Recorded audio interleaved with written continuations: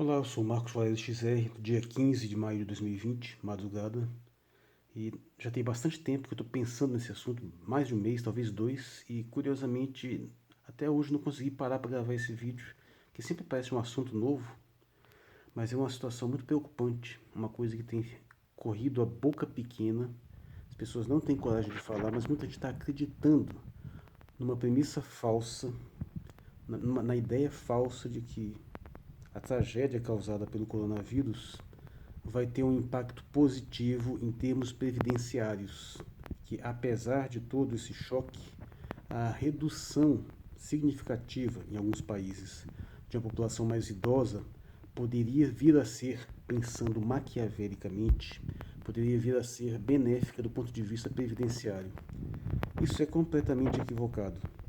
É uma ideia que a gente tem que rechaçar não apenas pela sua dimensão antiética, pela sua dimensão maquiavélica, porque eu sou perfeitamente capaz de pensar em termos maquiavélicos, assim, de uma forma fria. Mas isso é objetivamente falso, claramente falho. E vamos explicar por quê. Há uma preocupação constante a respeito com o problema de uma certa bolha previdenciária, que é o envelhecimento da população, cada vez temos taxas reprodutivas menores, uma expectativa de vida maior, então as pessoas vão envelhecendo, vai tendo uma quantidade maior de pessoas mais velhas. Um dos motivos pelos quais todos os países do mundo estão com esse problema. Volta e meia tem que fazer algum tipo de reforma previdenciária. Na maioria das vezes são sim necessárias. Não exatamente isso que foi feito. Isso que foi feito aí pelo governo recentemente não foi uma reforma, foi um ataque desmedido, sim. Mas bem, e então surgiu essa ideia. Algumas pessoas têm até levantado a possibilidade de que o próprio coronavírus teria sido, se foi assim, resultado de uma conspiração, de uma engenharia, poderia ter esse objetivo, eliminar a população mais idosa para fins de melhoria, redução do déficit previdenciário. Só que isso não faz sentido, não faz sentido de jeito nenhum. Que a primeira coisa que a gente tem que observar é que não funciona assim. Geralmente, geralmente não, mas a pessoa quando se aposenta, não necessariamente ela vai apenas dar despesas para o Estado, porque temos muitas pessoas que se aposentam e continuam envolvidas em alguma atividade produtiva, muitas vezes até um hobby, uma atividade artesanal que tem algum retorno para a sociedade. Muitas, aliás, a maioria delas continua participando economicamente, inclusive ajudando seus filhos, seus netos, pagando a escola dos filhos, injetando dinheiro na economia. O pessoal da terceira idade consome bastante, é o pessoal que mais viaja, então movimenta a indústria turística. Então não é verdade essa ideia pura e simples de que a partir de um determinado momento da vida essas pessoas simplesmente passam só da despesa. Não, isso não faz sentido. Até pelo ponto de vista do consumo, da movimentação da economia. É claro que existem, você pode elencar alguns casos que sim, que são pessoas que a partir do momento que se aposentam, param totalmente de produzir, ficam só consumindo aqueles recursos que receberam, mas de uma certa forma tem até uma visão aí meio que viola alguns princípios fundamentais, porque aquele dinheiro que ela recebe, aquele dinheiro não desaparece. Mesmo que ela deixe de produzir, em algum momento alguém vai herdar aquele dinheiro. São raros os casos de dilapidação, mesmo que a pessoa pegue aquele dinheiro e desperdice de uma forma completamente improdutiva.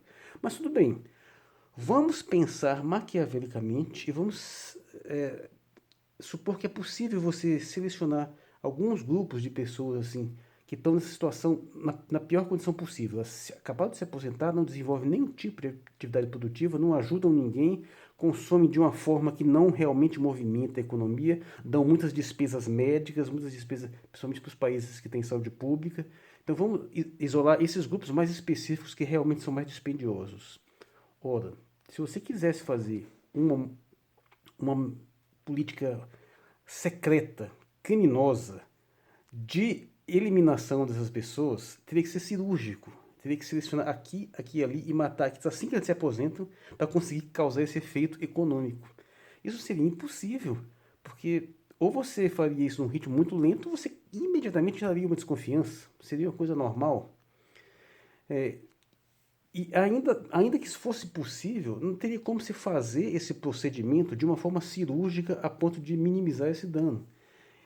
E ainda que fosse, é totalmente evidente que não é o que está acontecendo. Além das pessoas jovens e produtivas que morrem, o fato que a maioria das pessoas que acabam morrendo com coronavírus, pelo menos um grande número, vão para a UTI e passam semanas na UTI. Meu amigo, uma semana de UTI, em muitos lugares, é o custo de mais de um ano da aposentadoria dessa pessoa. Não tem como isso ser lucrativo, isso ser vantajoso do ponto de vista macroeconômico. Não faz nenhum sentido. Se você for observar, por exemplo, o que aconteceu na maioria dos países que tiveram os casos mais graves, toda essa suposta economia que a falta dessas pessoas vai gerar foi pro saco com o impacto violento que essa crise causou nessa sobrecarga do sistema hospitalar, sobrecarga do sistema funerário, esse caos. Não tem a menor possibilidade disso ser vantajoso do ponto de vista econômico, não faz nenhum sentido isso. Essa ideia é completamente ingênua, completamente equivocada. Agora, eu não duvido nem um pouco que tenha gente que esteja pensando dessa forma. Eu não duvido nem um pouco que o sociopata do nosso presidente pense uma porcaria dessas. Não duvido nada. Ou que um Paulo Guedes pense uma canalice dessas. Que além de ser estúpido, é pérfido. Então, sim, infelizmente, tem pessoas que podem estar com essa ideia na cabeça, não vão falar abertamente, claro, até por motivos compreensíveis. Alguns podem pensar isso de uma forma mais maquiavélica, mais fria, sem necessariamente essa perversidade embutida. Mas é importante dizer que isso não faz sentido. Não há nenhum tipo de suposta compensação previdenciária que dê algum retorno capaz de contrabalançar o prejuízo devastador dessa pandemia. Isso não faz sentido. É basicamente esse o recado que eu tinha para dar hoje. Eu sou Marcos Soares XR, na madrugada do dia 15 de maio de 2020. Obrigado pela atenção.